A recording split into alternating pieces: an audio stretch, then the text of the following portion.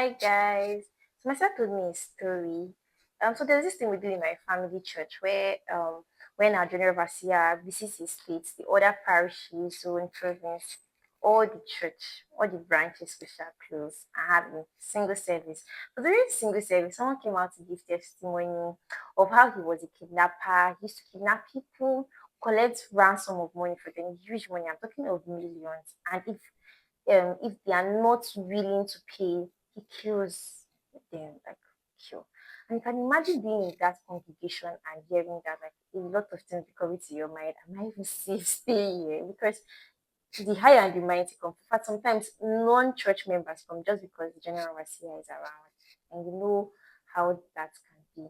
Well, in all of this and all of this response, I just thought about two things. First, I thought about the prodigal story of the prodigal son, and second, story of Jonah and people of Nineveh. Now, why did these two stories come to my mind? Story of prodigal son. So we all know it's likened to a king had two sons. Let's say there's a Prince A and a Prince B. So Prince A is very responsible in the house. Prince B, we don't know what was in his mind. But they were living peacefully until one morning when Prince B woke up and decided that he needed his own part of father's share. So father's property, sorry. So what did the father do? The father shared his property into two and gave half to Prince A and then gave the other to Prince B. Prince B went out, squandered his money. Only God knows what he did. Probably, maybe used it for alcohol, drugs, girls, I getting latest iPhone, buying properties, and maybe he wasn't sure.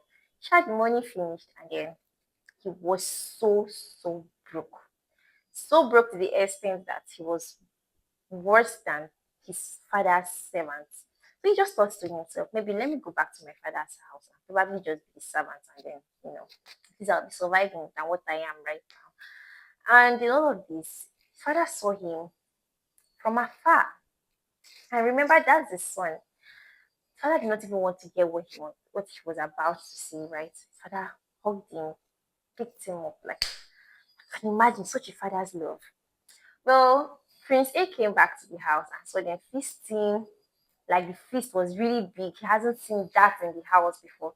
So he was triggered to ask, what happened? What's the good news? And then he heard, oh, Prince B is back.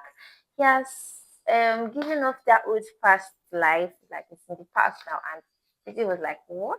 So I've been in this house for the longest period of time. I have been good.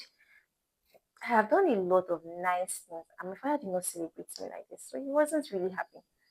Now, the story of Jonah and people of Nineveh. So God sent Jonah to warn people of Nineveh, and Jonah felt that these people did not deserve God's forgiveness. In fact, he felt they were not even going to, he might not even listen to him. So what? Ran away, left to another place. So while going, God held him ransom, made fish to swallow him in 3 days, and then he repented of his sin, and they went back to um, the people of Nineveh to tell them about God's story and about God's word for them. And why am I trying to marry this two? So now let's think about Prince A, Prince B. I'm going to liken Prince B to the people of Nineveh, to my person, to my church member that came to give the testimony.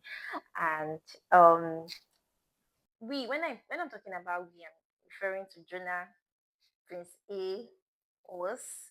We feel like they don't deserve our father's mercy. These people have been through the worst. They've given us headache. We've been ashamed of these people. We've actually used them as our prayer point and we do not want them. But what's God's response to these people? God loves them. God really wants to have a relationship with them, despite what we feel in our human feeling. Yes, and He's really interested in them. So, do you feel that you are Prince B, people of Nineveh, or like this person that came to give testimony in church, and you feel, oh, you've been far away from God, or you feel like you're not worthy or you don't deserve His love? I have a testimony. I have a good news for you that God still loves you and His arms are forever open wide to you to let you in. It will not be easy stopping what you've been doing before because probably right now it might even be a habit, but He really wants you. Don't be like the dirty person that really wants to stay dirty instead of going to the bathroom to wash. So there's a place you can worship, which is um going to God in prayers, and then it's going to help you. Was this helpful to you, or do you think this will be helpful to another person? Please do well to share, do well to like and comment so that this video will have a bigger reach to people, to the so that people would watch and also get blessed. Then have you not subscribed to my channel? Thank you.